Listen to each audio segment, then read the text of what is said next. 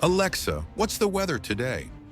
With 5 innocent words, you just fed the $230 billion monster. While you're reading this, Google has processed 280,000 searches, Facebook has harvested 4 million likes, and Amazon has recorded 120,000 purchases. That was just in the last 7 seconds, but it's what they're doing with this data that should terrify you. They know more about you than your own mother. A teddy bear company recorded 2 million conversations between parents and children, then left them exposed online for anyone to access.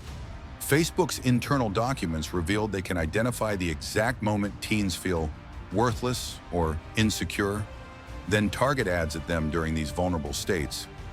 Amazon employees listen to random Alexa recordings, including your bedroom conversations and shower singing, then share the amusing ones with coworkers.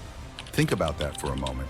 Your most intimate moments aren't just being watched, they're being monetized, packaged, and sold to the highest bidder, creating the most valuable commodity on Earth. You. Big tech's data harvest. Every click you make, every word you speak, every face you show, it's no longer yours, and you handed it over with a smile. How the internet became a surveillance machine. Don't be evil. That was Google's famous corporate motto when it launched in 1998. Back then, the internet promised connection, knowledge, and democratization. How did we get from that utopian vision to a world where your toothbrush reports your brushing habits to insurance companies? The transformation wasn't accidental, it was calculated. The pivotal moment, the dot-com crash of 2000, the evolution of digital predation. 2000 to 2001, the dot-com bubble bursts. Tech companies scramble for new business models. Google launches AdWords, connecting user searches to targeted ads. 2004 to 2006, Facebook launches, initially promising it's free and always will be. The unstated part, you're not the customer, you're the product. 2007 to 2010, smartphones put always-on tracking devices in everyone's pockets. Location data becomes the new gold rush. Facebook's original pitch to advertisers, revealed in leaked documents from 2004, was chillingly direct.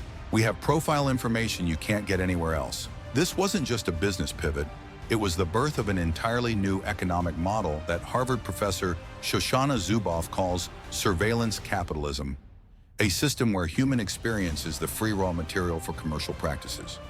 The numbers tell the story. Google's ad revenue grew from $70 million in 2001 to $209 billion in 2022. Facebook's average revenue per user in the US-Canada reached $65.98 in 2022. Data broker industry revenues grew from $11 billion in 2019 to over $250 billion by 2023. The tech executive's defense is always the same. We're giving users what they want. But did anyone actually ask for 24/7 surveillance? Did anyone read the 30,000-word terms of service before clicking, I agree? If your digital life is being monitored, analyzed, and monetized around the clock, who's getting rich? And how deep does this system go? The answer is more disturbing than you might think. What they know. In the time it took you to read this sentence, you just created enough data to fill an entire book about yourself. By the end of today, humanity will have generated 2.5 quintillion bytes of data, a number so massive it's meaningless without context. If printed in standard text, it would create a stack of paper reaching from Earth to the moon 280 times. But the true horror isn't the volume, it's the intimacy. These aren't just random numbers. They're the digital breadcrumbs of your life, meticulously collected, analyzed, and weaponized against you. Want to know what your data reveals? Prepare to be disturbed. Julian Angwin, author of Dragnet Nation, conducted an experiment to see exactly what Google knew about her. She downloaded her Google data file and discovered every search she'd ever made, including late-night health concerns, every location she'd visited, accurate to within a few feet, every YouTube video she'd watched, even the embarrassing ones, a complete voice profile from her Google Assistant interactions, detailed analysis of her political leanings, relationship status, and income level. I was expecting to find some level of tracking, Angwin said. What I wasn't prepared for was the sheer volume and granularity of it all. Building your shadow profile, a single website visit triggers an average of 34 data collection events. Your smartphone apps collect data every 4 minutes, even when not in use. Facebook maintains shadow profiles on people who have never even signed up for the service. Target's data analytics famously identified a teenage girl was pregnant before her father knew, based solely on subtle changes in her purchasing patterns. Even more disturbing is what happens when all this data is combined.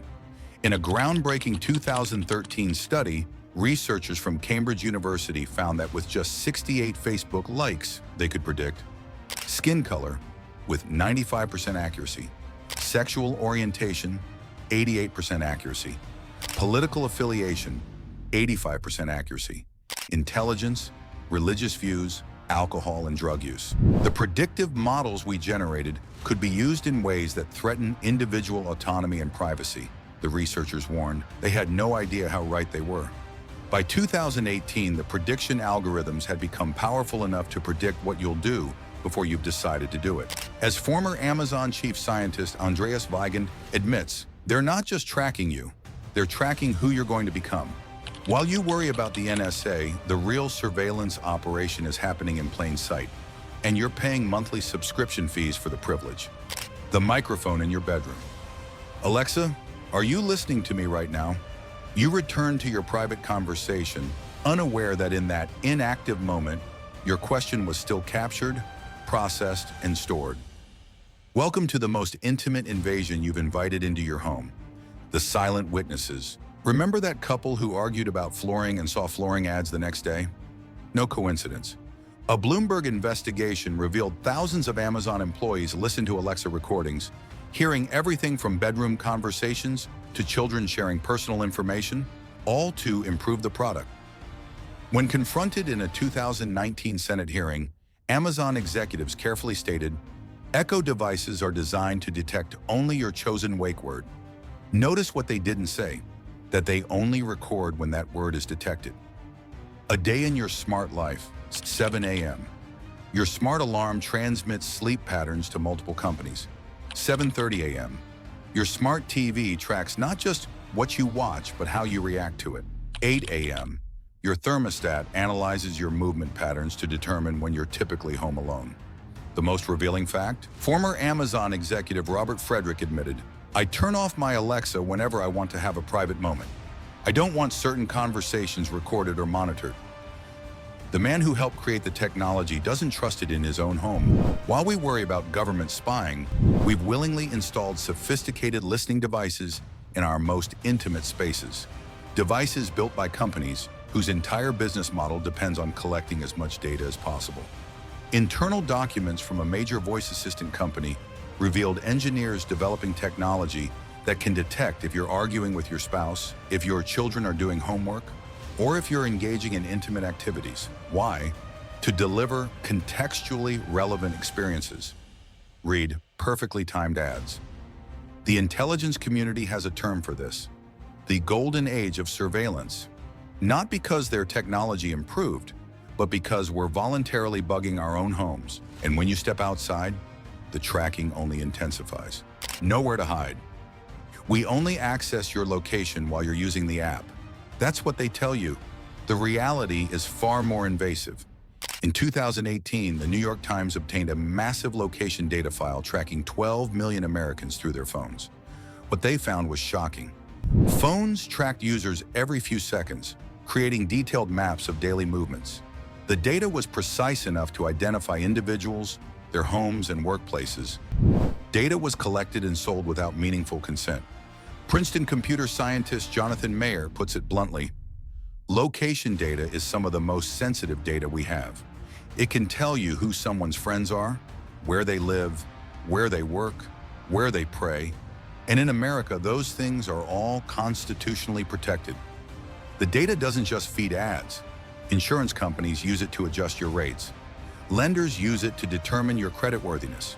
Employers use it to screen candidates. Most disturbing is how easily this data identifies you, despite promises of anonymization. A 2019 Nature Communications study found that 99.98% of Americans could be uniquely identified from just 15 location data points.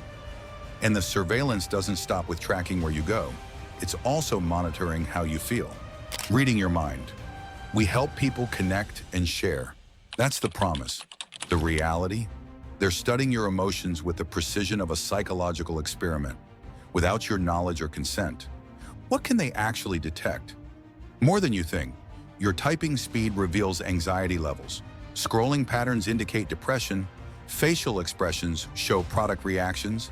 Voice pitch changes signal emotional states. Emotion recognition AI has exploded into a $43.3 billion market. If this system is so invasive, why hasn't it been regulated? The answer reveals perhaps the most disturbing aspect of all. When it comes to big tech regulation, there's a revolving door spinning so fast it creates its own gravitational field. In 2022 alone, tech giants spent $124 million lobbying the federal government, more than pharmaceuticals, oil, and banking combined. But the raw dollars don't reveal the full strategy. The real power comes from who they hire. The Silicon Valley Washington pipeline. The numbers tell a disturbing story. 530 former congressional staffers now work for big tech. 60% of Google's lobbying team previously worked in government. 22 FTC officials, the agency supposed to regulate tech, now work for the companies they once oversaw. This isn't coincidence, it's strategy. The conclusion is inescapable. This isn't a broken system. It's working exactly as designed, extracting maximum value from your digital existence while protecting the companies that profit from it. We've exposed just the surface of a system designed to extract your data, manipulate your behavior, and turn your digital existence into a commodity. But there's something we haven't told you yet. While researching this documentary, we discovered internal documents revealing the next phase of surveillance capitalism, a technology so invasive it makes current methods seem primitive by comparison. What are they hiding? Who's protecting them? And why is nobody talking about it? In part 2 of Big Tech's Data Harvest, we'll reveal the full scope of what's coming and the small group of insiders fighting to stop it before it's too late. Share your surveillance stories below and subscribe now for part 2, where we reveal what they're really building.